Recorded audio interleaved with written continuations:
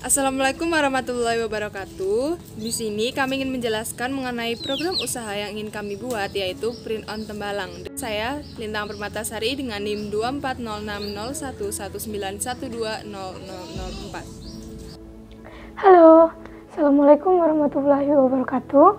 Perkenalkan, saya Siti Sarah Dulfian dengan NIM 24060119120007.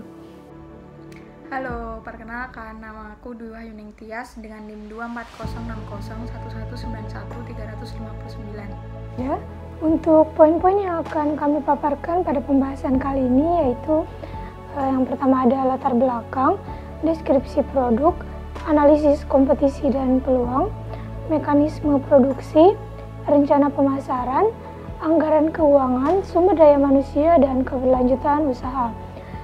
Ini untuk logo usaha kami, yaitu ada logo printer dengan 3 warna RGB atau red, green, blue.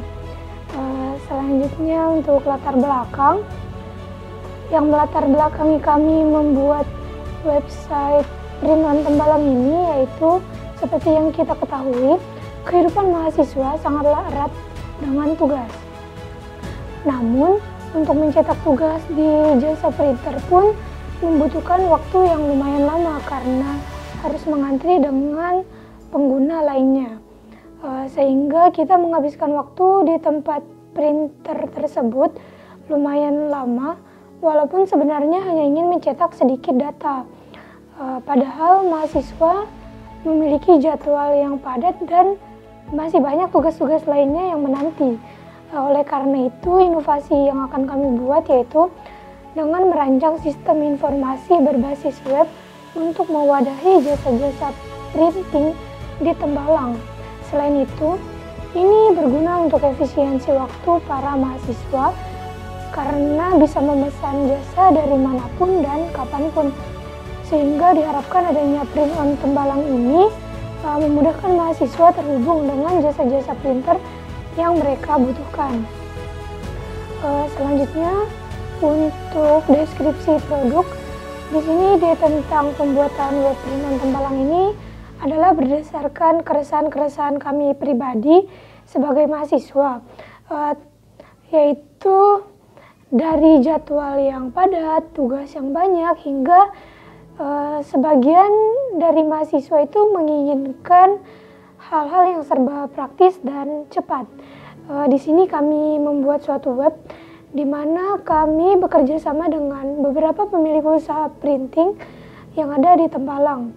Sehingga di web tersebut kami menampilkan banyak pilihan penyedia layanan printing yang sudah bekerja sama dengan kami beserta alamat lengkap dari perusahaan printing tersebut. Untuk fitur-fitur yang kami sediakan, yang pertama ada info toko, lalu daftar harga, menu pemesanan, informasi pesanan, ada fitur chat juga, lalu pembayaran dan history. Selanjutnya untuk indikator yang pertama ada jenis usaha. Jenis usaha kami yaitu berupa print online. Kemudian untuk deskripsi produk yaitu platform berbasis website untuk mewadahi para pemilik usaha print. Untuk mereknya sendiri yaitu adalah print on tembalang. Kekuatan utama usaha atau produk kami yaitu lebih efisien waktu bagi pengguna, kemudian memudahkan akses pengguna, selanjutnya terpusatnya jasa printer di Tembalang, kemudian metode pembayarannya yang cukup beragam, lalu juga inovatif, dan kemudian yang terakhir terjamin keamanannya karena pengguna dan pemilik usaha harus melakukan registrasi terlebih dahulu, sehingga apabila terjadi hal-hal yang tidak diinginkan, semua dapat terdeteksi dengan mudah. Untuk kelemahan utama usaha atau produk kami, yaitu yang pertama biayanya relatif lebih mahal, kemudian belum tentu semua pemilik printer itu bisa standby di web yang kami sediakan dan langsung mengkonfirmasi pesanan dari para pelanggan. Baik, untuk poin-poin selanjutnya akan dilanjutkan oleh teman saya. Pada kesempatan kali ini saya ingin membahas mengenai analisis kompetisi dan peluang pasar produk yang ingin kami buat, yaitu yang pertama daerah pemasarannya yaitu Tembalang Semarang. Selanjutnya ada pasar sasaran yaitu warga Tembalang, khususnya mahasiswa Universitas Diponegoro. Untuk harga produknya, harga jual produknya yaitu Rp250 sampai Rp350 dengan harga pabriknya Rp150 sampai Rp200.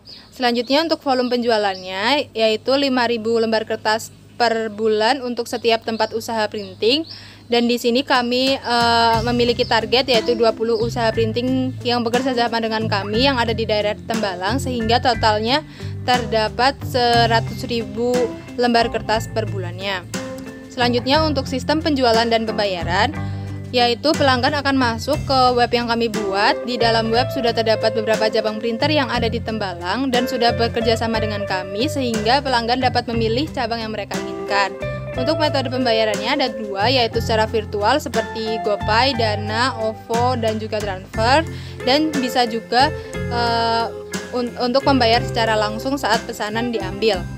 Selanjutnya untuk saluran distribusinya ada dua, yaitu distribusi secara langsung yaitu dengan pelanggan mendatangi toko saat pesanan sudah sampai, dan yang kedua distribusi secara agen pengiriman seperti Grab atau Gojek dengan ongkir menyesuaikan.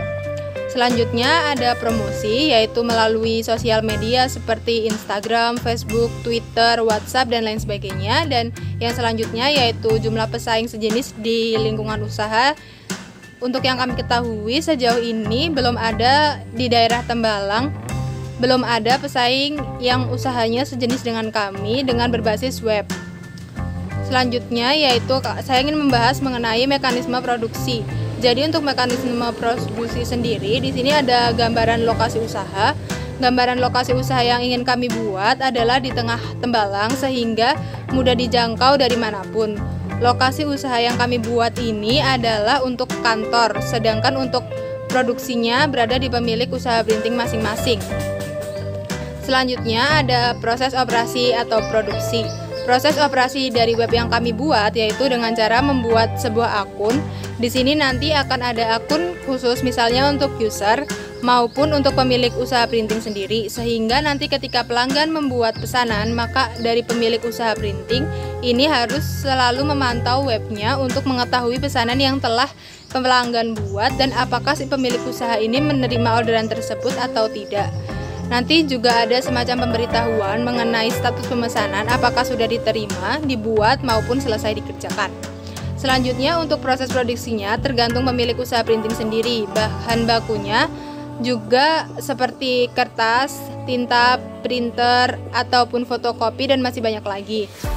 Lalu untuk proses produksinya alurnya yaitu pertama pelanggan akan membuat pesanan, lalu pemilik usaha akan memutuskan apakah ingin menerima atau tidak pesanan tersebut.